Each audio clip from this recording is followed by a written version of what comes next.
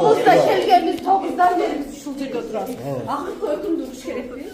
Ben katip yaşayayım mükemmel. Katip yaşayayım. Yaşayayım gerek yok. Katip duran katip yaşayayım. Kim için yaşayayım?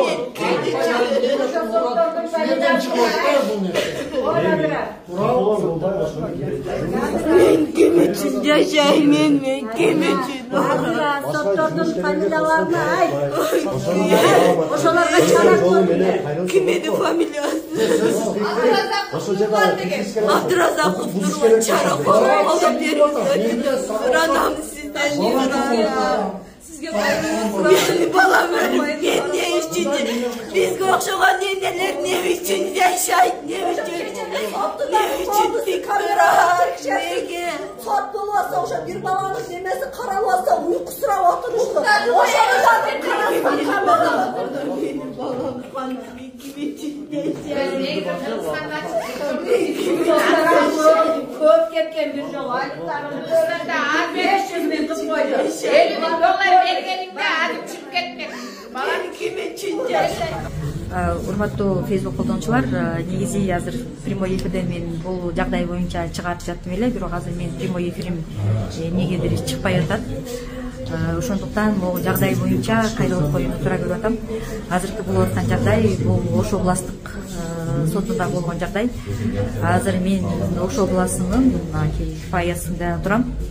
Андан кийин болсо бул жагдай болсо негизи азыр Көчө деген Жороев болсо 282 беренин 3-бөлүкчөсү менен 282-нин 2-бөлүкчөсүнүн 3-пункту менен айыпталып, ага 1-станциялык сот 13 жыл эркинен ажыратылган деген жагдайды берген.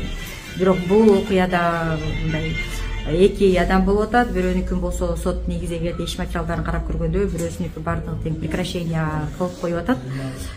Ошол жерден эле прекращение кылып прекращение кетип, анан биз мейлен биринчи эки адамдын бирөөсүнө прекращение биринчи соттук отурумда кылыптыр. Мейлен прекращение кылса дегиле эч кимдин баласы бирөө соттолуп кетпесин деген позицияны кармайбыз негизи. Анан мейли андан кийин биз өзүбүздүн частибизге апелляциялык даттануу берип, анан мен бул ишти алып апелляциялык сотко кирдик. Көчө болсо сотто болсо жаш сөзгө чыгып, анан бүгүн айыпталуучунун акыркы сөзү калган. Бирок деген азыркы бул Кызыл Кыядан, Баткенден туугандар акыркы сөзү болот экен деген өкүм чыгат экен. Өкүм чыкканда жок дегенде, өкүм чыккан учурда биз катышалы, көрөлү, өкүмдү билели деп мындай сот отурумга келишкен. Бирок сот отурумга келип, эми сотко ар бир жарандын конституциялык укугу, ар бир адам сотко келип мындай өкүмдү жарыялаганды уга алат. Бирок таң калыш жагдай 11-де болмок, көчө 11-ге дайындалган.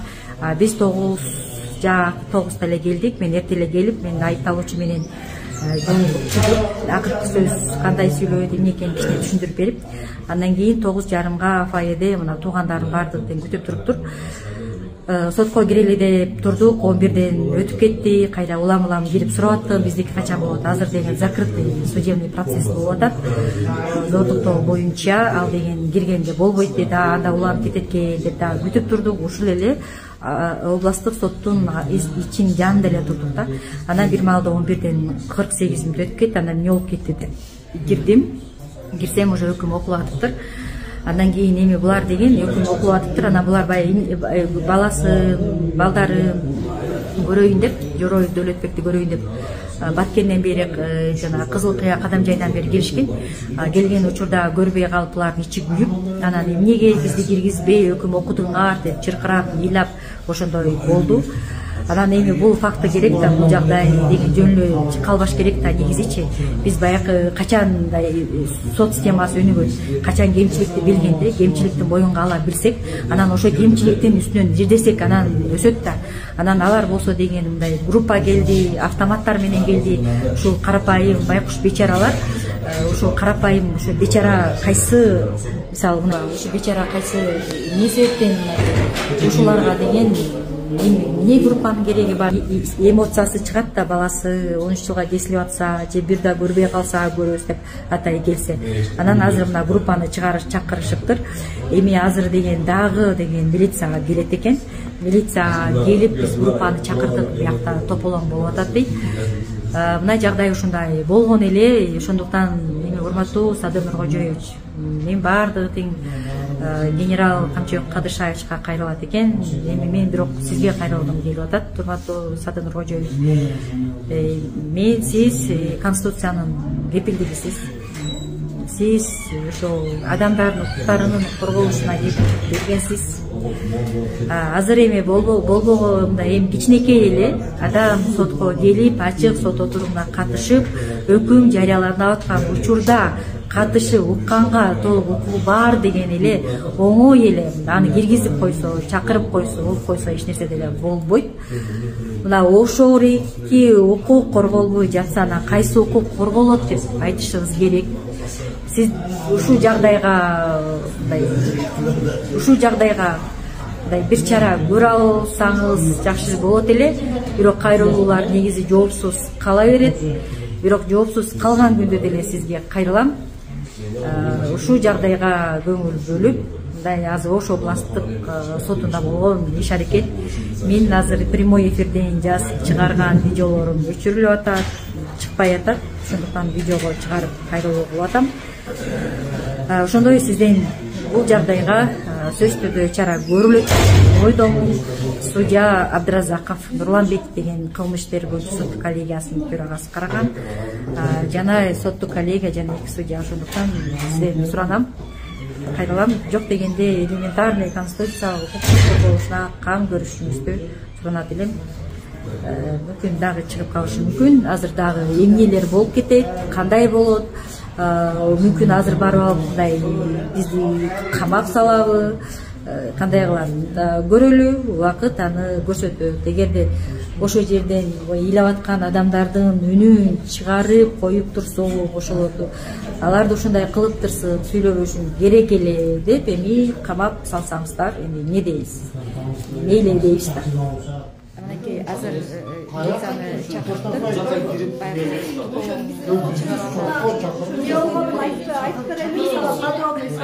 Просто мен түшүнбөдүм да бул нерсени.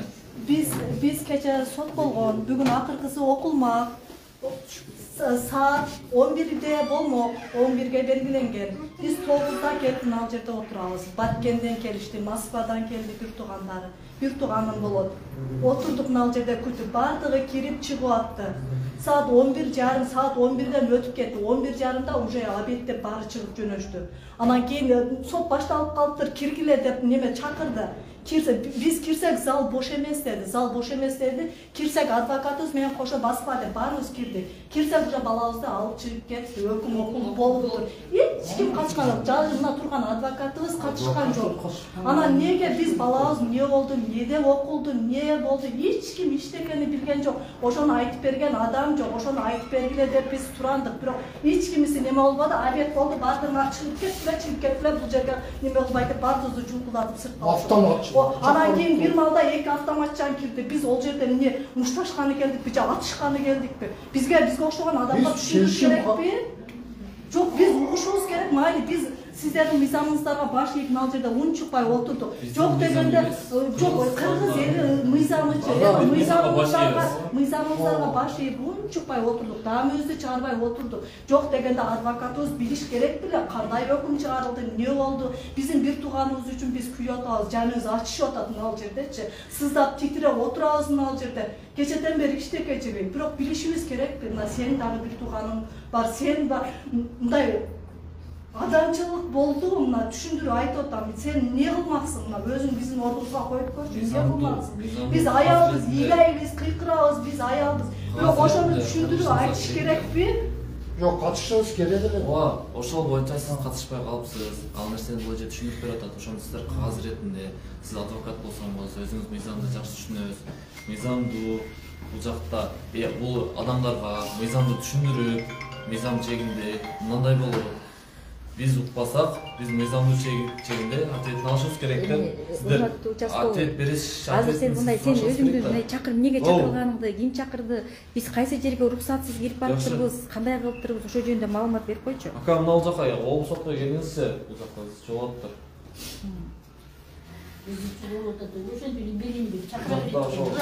эми мейли чакырса көрөлү дагычы эмне кылат, кандай кылат эми. Азыр айтып атат, негизи урматтуу көрүүчүлөр, негизи азыр айтып атат. Бул жерден мындай уруксаты жок кирип кетишти бир жерге деген маалыматты айтты азыр. Бирок бир уруксаты жок кайсы жерге кирип кеттик болду экен, ошо негизи түшүнүксүз болуп атат. Мына негизи ушул жерде эле бир жолу тазалыкка өттүк, ондо да уруксат алып сурап анан өтүп келеличи деп. Мына жерден жылбай отурдук. Эми судьялар эмнеден коркту да? Мейли мен көчөлө негизи билгемейм. Бизде баягы сот системасында адилеттүү чечим деген негизи жок. Муну мен баягы эгерде деген эмнеге себептен ушу адилетсиз чечим деп айтып атасың десе, мен мыйзам менен, дело менен алып көрсөткөнгө даярмын негизичи. Анан бул жерден азыркы мындай кыскача айта кете турган болсом, бул негизи баягы мындай наркотик боюнча деген камалып отурат. Наркотик боюнча. Бирок мен эмнени айтам да, баягы чыныгы наркотик менен мындай кылмыш кылгандардын бардыгы тең, алар жакшы жерлерде эс алып отурушат да.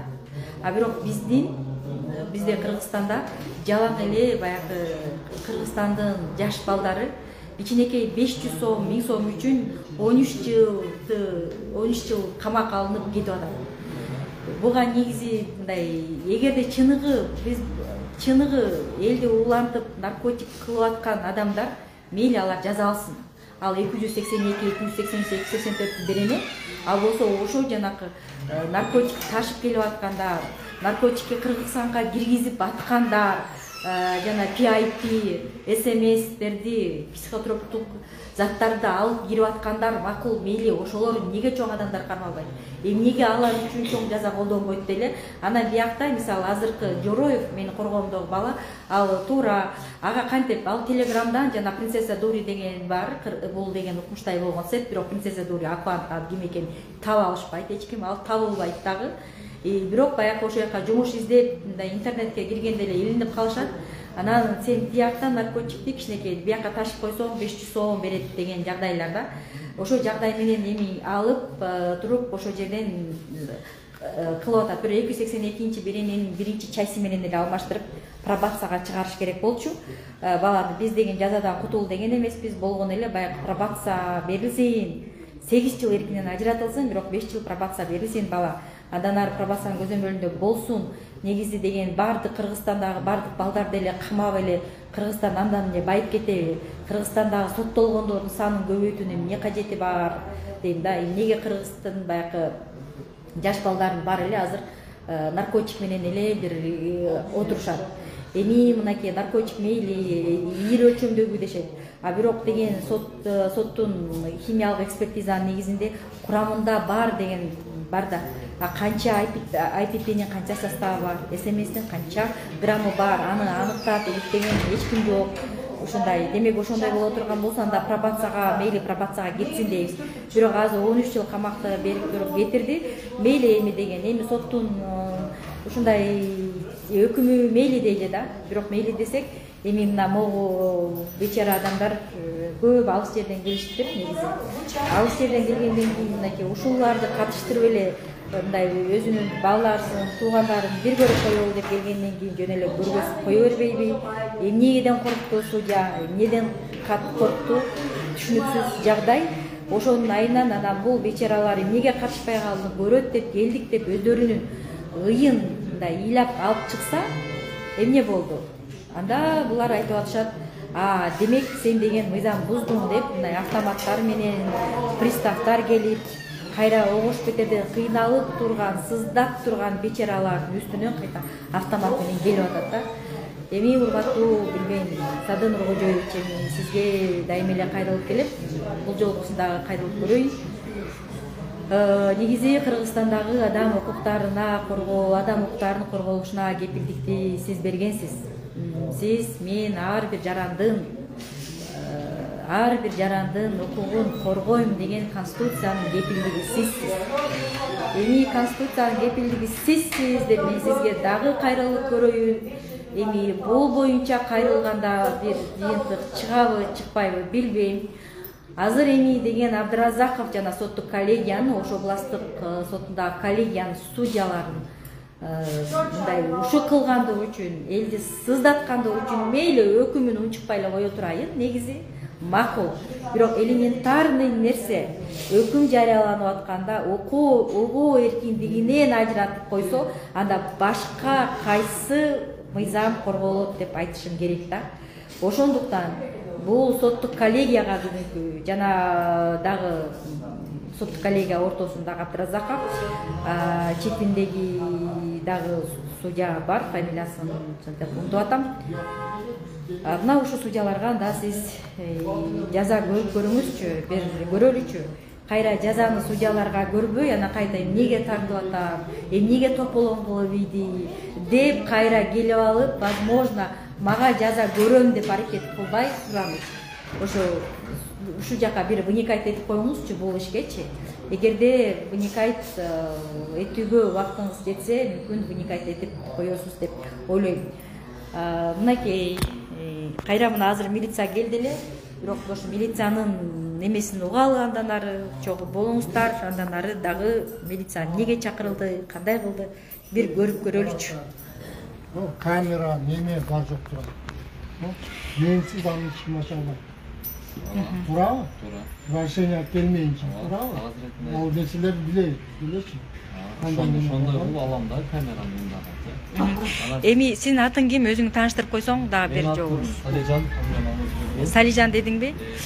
Эми Салижан, мен ачык тартып атам видеону, бул деген азыр деген сиз түшүндүрүп айтсаңыз, негизи азыр бизди эмне себептен, эмне кайсы мыйзамды бузуп, кандай кылып эмне болуптур, ошого кичине мындай түшүндүрмө берсеңиз. Тергөөчү келет, группа келсин, ушул жерден тергөө амалдарын жүргүзсүн. Мен келип бул жакта обстоятельствону текшергенде келдим. Келсем бул жактан тергөө амалдарын жүргүзүш керек экен. Эми ошо кайсы тергөө амалдары жүрүш керек экен, эмне болуптур, кандай болуптур, ошо жагындай түшүндүрүп берсең, мисалы сага эме болду да, мисалы сен келиптирсең, демек 102ге вызов каяктан, кимден түштү, эмне деп түштү 102ден? 102 ушул жерде адамдар 102 чалыптыр, өзү жолдон. Эми сен түшүндүрдүң да алдың, ошо келсең демек эме кылбайсың, протокол түзөлүү, учкаңды алгын, бараңды жазгын, азыр мына ар бирине мындай сурак алгын. Булар деген эме болуп кетет да, Баткенге кетишет, Кызыл Кыяга кетишет, алыс жактан келиптир, бияк Россиядан келиптир. Демек сен деген ошону мындай сен участковый чакырды да, фиксация кылгын, айткын. Группа келет, ушул жерде алат, аз келип калат. Анда эмне кылалы, урматтуу көрүүчү, анда группа келет экен. Азыркы учурда группа чакырылыптыр. Сулайман Тоонун группасы келет экен. Группа кандай болот, эмне кылат, дагы көрөлү. Бүткөндөн кийин мүмкүн кайрадан дагы прямой эфирге чыгам. Advokat biz turdu mu? Biz men çoğu oturdu mu? Hiç kalmıyor. Advokat hiç kimse var. Nizam var. Nizam okşayan çaramla nizam bile. Prokurorla nizam çok mu? Kanday nizam biz gele barım Karapayım elge. Kana nizam. Nege advokatı siz buga hüküm okuldu. Nizam kana nizam küçünde ve. Nege nizamı kullanmaysa Karapayım elge zorla cedirip. Advokatsız kanday hüküm okuldu. Taşrifka жазабыз kettik. Sizlerge zakon жоқ екен. Biz taşrifka жазып, sizlerge zakonga жазырабыз. Sizler başlığı eşke çıkıp ayrılınızlar. Başarısın.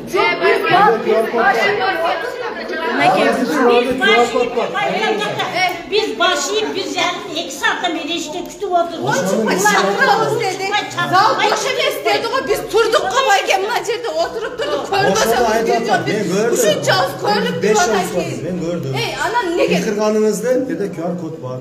Ana QR kod var. Ana kayıp duran. Ben adem çalışamam.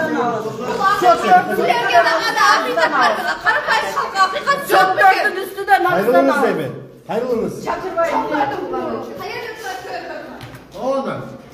Эми жок дегендечи, макул. Вы сами тоже Өкүм понимаете, күчүнө калтырып сейчас койсо. Өкүм күчүнө калтырып койсо дагы акыркы сөзүн туугандар угуп койсо. Все, пожалуйста, на выход. Пожалуйста, на выход. Вы же знаете, насколько это незначимый. Вы близко. Зачем вы провоцируете? Мен билем, сотко акыркы сөзү менен адвокат болуп катышып ушум керек тургандыгын билем аны.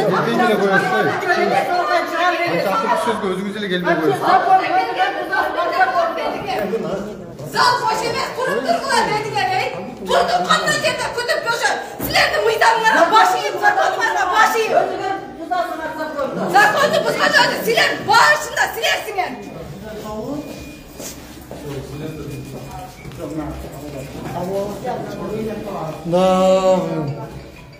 Akırkı ökümdü biz uqpay, biz uşindik turib qalaveramizmi?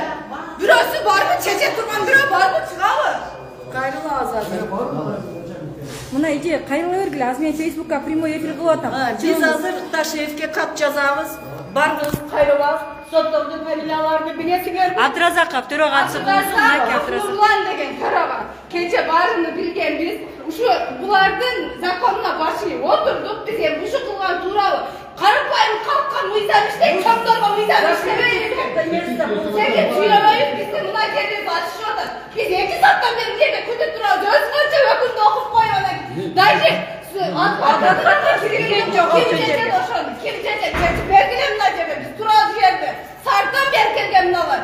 Көрбөсөң мейли болчу, биз көрүп аткан, көрүп турган мына жерде. Мыйзамга башыйып турабыз, кана силер ийбейсиңерби? Ошо судья деле ийбейби мыйзамга? Законду бузасыңар. Мыйзамга ийген болсо, ачык сот болгондон кийин бул кандай? Кара жарандын укугун тебелешпи? Кайталайлыбы? Бизге айтыштын кажети жок. Вот. Вот биз ушу кайрылып атабыз ушул жерде. Кайрылыңыздар, пожалуйста. Бул жерден чыгып, эште, бул жерде тоскоол жаратпаңыздар. Башка деле иштер бар алар. Ай, биз ушу жерде иш каралган үчүн ушу жерде дагы жогоруда бирөө барбы түшөбү? Ушу жерде болуп аткан нерсе бирөө түшөбү? Кире түшөбү? Айтыш керек. Эмне андайдайсыңар? Кандай акыңыздар бар? Биз күндө мыйзамга баш ийдик. Неге соттор азыр качып кетти? Майда жооп бербейби ошол соттор? Биякта силер мыйзам бузбаңыздар. Biz mizan buzganımız yok. Mizan buzganımız yok. Zam boşayalım. Мыйзам бузбаспыз.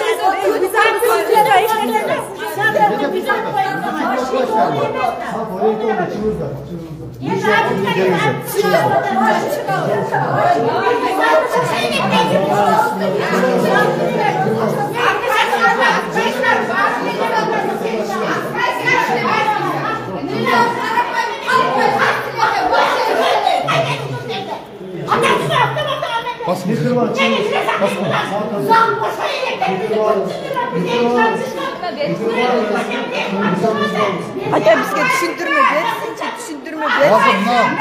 Aqla men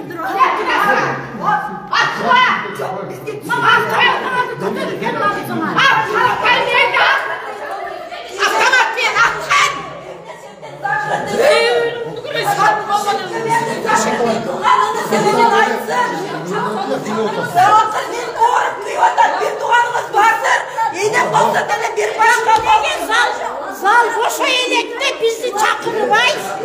Özümür kütürüp koydular.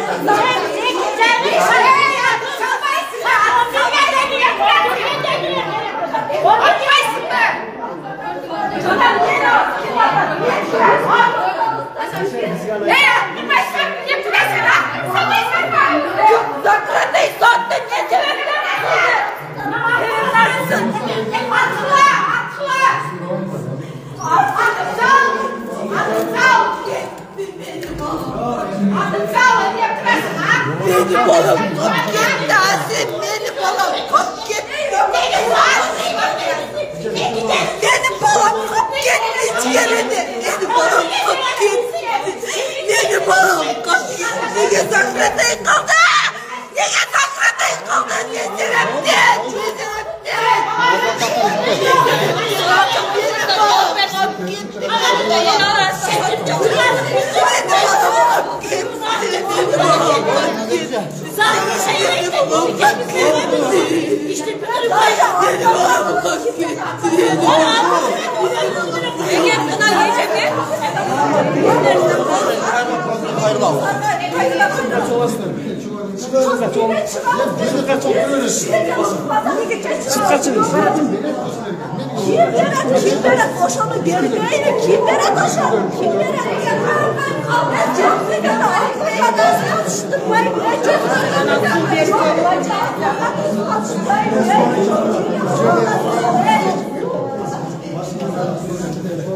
Benim babam ne güzel bu sebebini açsın.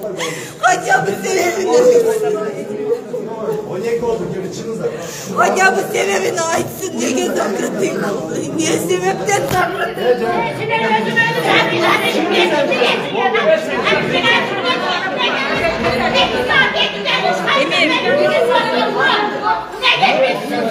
Азыр мынакей эме кылабыз.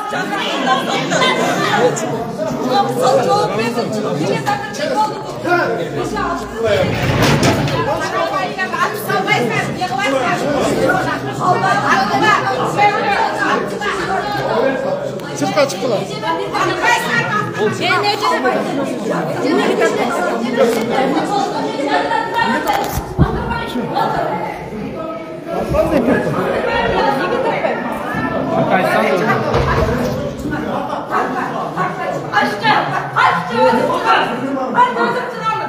Niye bakırlar?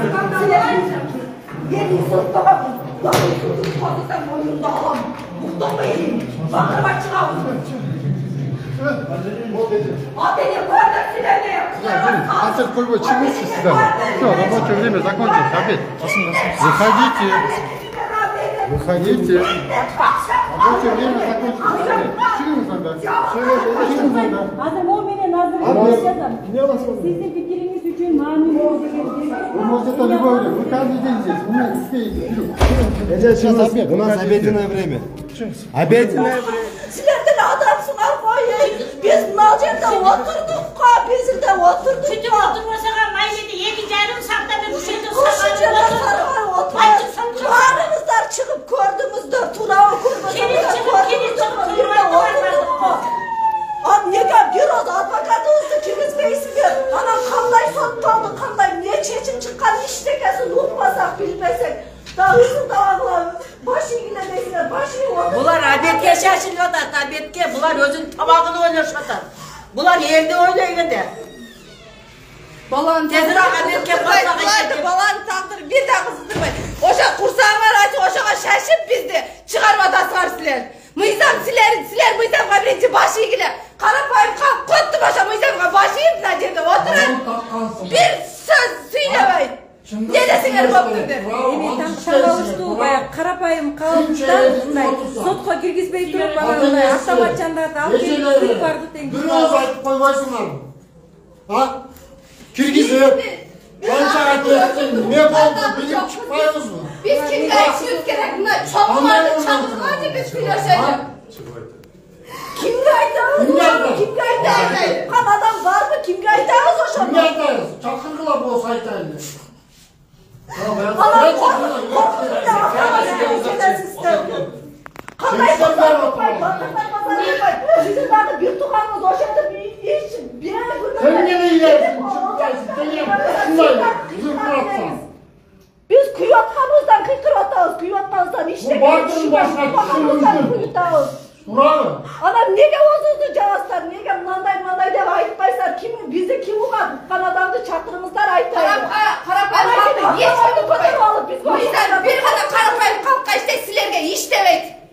Bir gana şu karapayım kalkta basmırlaşmar gerek siler. Azır advokatı yok siler, hükümde okup koydular bu tura emas, mıyzamsız bu. Biz taşıyıpke dağı varağız, o şu Satır Japarovka dağı varağız, bu mıyzamsız oldu. Biz aytpaysizlar, sottu bütün koydular, открытый sot bolatkan ile. Nerede 2 saattan beri kütüp durağız biz. Siz aytыңызчы, siz деген неме келип келсеңиз азырчы, siz каякта иштейсиз, ким чакырды, автоматтар менен эмнеге келдиңер? Эми автоматтар менен биякта террористтер бар бекен, боякта карапайым ыйлап аткан, автомат келип атат да, эмнеге автомат келди? Жок, эми бул деген ызычы болгондо булар өздөрүн баягы сотко киргизбей туруп, кызыл кыядан бери келди. Жөнүнө сотко катыштырып койду, бул эле автомат келди дейм да. Эмне ушул эки кыздан коркуш үчүн келдиңер, ыйлап аткан. О бейчара карапайым калп аталы деп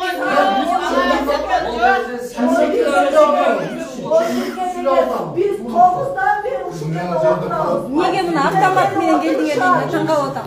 Жоқ, bir oz айтып қойса, Шешім шығарғанбыз. қандай шешім шықты, қанша берді, не қылды. Жоқ, мага могу нерсеге таң калып атам да, эмнеге автомат менен келдиңер деп атам да, ошону түшүндүрөсүзбү?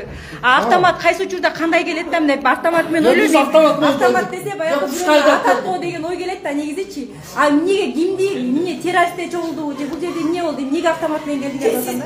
Ким чакырды да? Мына ушул ыйлап аткан бечара адам автомат менен. Бизде мынандай чакырбай тревожный кнопканы басат, биз келебиз. Ошондой Мына бала же беш бала звонит. Соттор. Çok kim çalışkan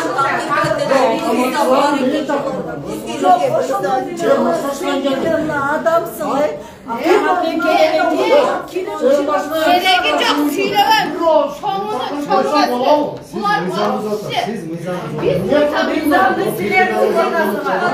Silerdi sonrası. En karakter. Çok biz silerdi mizanlara başıyım. O kimizle yaptığımızdan mı? Ben sizi girgizmeye koydum. Ben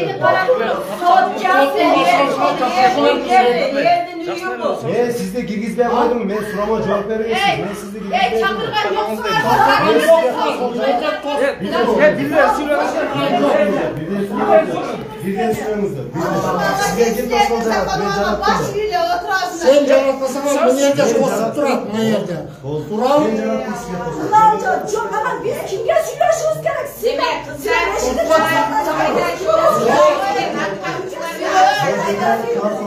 Hayalınızda. Kaygıldık. Başı cennete var. Aygül. Silerden dışarı ben 5 yıllık tıpkı şakalım tıpkı tamam. Ben bu insanla başlayayım. Hukuk uzmanı Ben bu insanla başlayayım. Yürist olsanız hukuk uzmanı. Suyla öğreneceğim. Olmadan sen bir saat 11 geçeyim de 12 oldu da. Abi çıktılar dedin. Hukuk uzmanı turunuz yürist olsanız. Ben kaygız büttüm ben kaygız büttüm. Oşo hukumatı buzbay, mıyzamdı buzbay biz kuttum şu жерде oturduk. Негизи дегенчи, мына кыскача кичине маалымат бергим келип атат. Бүгүн мына 2025-жыл бүгүн 2-октябрь күнү негизи Жороев деген айыпталуучунун Ош областтык сотунда көчө жар сөзгө чыгып, ана бүгүн акыркы сөзү калган. Акыркы сөзү калган учурда мына баардык тууган тушкандардын баардыгы тең келишкен сотко. Мындай жок дегенде өкүмдүн күчүнө калтыра тургандыгын билгенбиз, негизи көчө эле билгенмин. Абдыразаков судья баары бир деле мындай өкүм күчүнө калмак, биринчи соттун инстанциянын соту күчүнө калтырмак. Бирок ушул жакта бир туугандардын баардыгы тең, мисалы Россиядан бери келди. Жана мынакей бардык туугандар бардык тең келди. Жөн гана акыркы жолу көрүп коелу деп келгенде бизди деген ушул жакта мына туугандардын бардыгы тең күтүп отурушат. Эртең менен саат 11-де боло турган сот деген 11-де эмес, биз деген 9:30 эле келип мына ушул жерде отурдук да. 9:30 отуруп сотуна кирип катышып коелу деген учурда мына биз деген билген жокпуз дагычы. Акыркы сөзү бүтүп калыптыр, кирсек өкүм окулуп бүтүп калыптыр. Биз чакырып коюп неме кылган. Жок дегенде мейли өкүм күчүнө калтырса деле ушул жакта келген бечара элди киргизип туруп эле өкүмүн окуп, акыркы сөзүн биз чогуу угалы деп келишкендери сотко эмнеге киргизип айтып койбойт. Мынакей ушул нерсеге нааразычылык келтирип атабыз да. Мен аркамдан дагы мен деген билген жокмун. Мен деген эшикке туруп азыр билейинчи башталып калды. Мен сурадым бияктан. Жанакы зордуктоо фактысы боюнча эме болуп атат, жабык сот отуруму болуп атат. Зал бошоп атат деди. Тактап жүрдүм. Вы были в процессе. Это законно или незаконно? Мы замдыле сиз келдиңиз го. Сиз процесске келдиңиз го. Зачем сейчас провоцировать? Зордуктоо процесс болуп атыр дегенден кийин дагы 12 жарым болду. Эми ошолорду бири-бирлерин алган не жетип атат болмокта эң негизги конституциялык укук бул. Өкүм окулуп атканда даже зордуктоо фактысы боюнча жабык сот отуруму өкүм окулуп атканда өкүм даже видеого тартса болот. Ал өкүмдөр деген сайтка бардыгы тең чыгат. Өкүм бүт жашыруун болбойт да. Ошо жок дегенде ошо өкүмдү окуп атканда эле чыгарып койсо болмок негизичи. Мына ошондун айынан келип алып, мына ушундай болгон жагдай келип атат. Ана таң калыштуу да, булар ушунчалык көрөбүз деп келсе, канча жылдан бери мисалы эмеде камакта отурган. Анан келсе деген ошол эки нерсени кылып койсо, келип туруп анан автоматтар менен келип калыптыр да. Эмнеге автоматтар менен келип Аны биз калыптыр? чакырдык. Ошону түшүндүрсөңүз, вот мисалга буякта деген эми бул мынакей бул киши эмне террористпи? Бул киши жакшынакай эле сотко катышып көрөйүн деп келди. Бул кишилер эмнелер? Мына бул кишилерге жөнөкөй эле карапайым эле бир унчукпай жүргөн эле ошо инисин, тууганын, баласын көрөлү деп эле келген бир адамдар да. Анан ошо адамдар үчүн эмнеге мындай автоматты чакырып, мындай адамдарды силер кайрадан эмне кылып атасыңар да? Мыйзам бузулаш керек. Мыйзам бузулаш керек. Провокация мыйзам бузулаш керек. Автомат менен хорошо. Мынакей, бул болсун. Мыйзам бузуп мен мушташтык. Эмнеге автомат карапайым адамдарга тополон кылып, мен тополон кылдым. кыйкырганыңыздан ошо укук бузууга кирет. Кыйкырганыңыздан мыйзам бузууга кирет. Эми мындай кылганда бул жерден чыгарган акылдар жок. автоматчылар Бул өкмөттүн ишканасы, бул жазма эмес. Мен кимге тоскоол болдум? Ошону айтчы. Сизге да жок. Булар коомдук тартипти, аны барганы келди. Сиз коомдук тартипти. Булар жөнөкөй элди атканы келишкен. Атканы келди, атканы келди булар жөнөкөй элди. Ey жок, сиз мени угуп, мен мыйзам бузуп кирип бакырып. Сиздер ошондо мыйзам бузбадыңыздар, биз жөн эле түздөн түз кирип бакырып мушташтык. Кыйкырып салдык. Жок айттыңыз. Ош облустук имараттын ичинде кыйкырганыңыз бул уже мыйзам бузуу. Жок, ошо эмне себептен кыйкырды? Кандай жөн Сиз аны кыйкырбай, жок, аны сиз кыйкырбай, акырын гана могу жерде турат. Арзанчы жерде. Биз арзаныбыз түздөн түз органдар бар. Айрылыңыз. Кайрылды, ошо түздөн түз кабыл болбогон. Ыйлаганга кажети жок, чыңырып бул жерде. Ошондо сени балагам ошондой болгондо селам айтты. Onun balasına, başkasına asılıştın gereği yok. Мындай иш ар биздин башында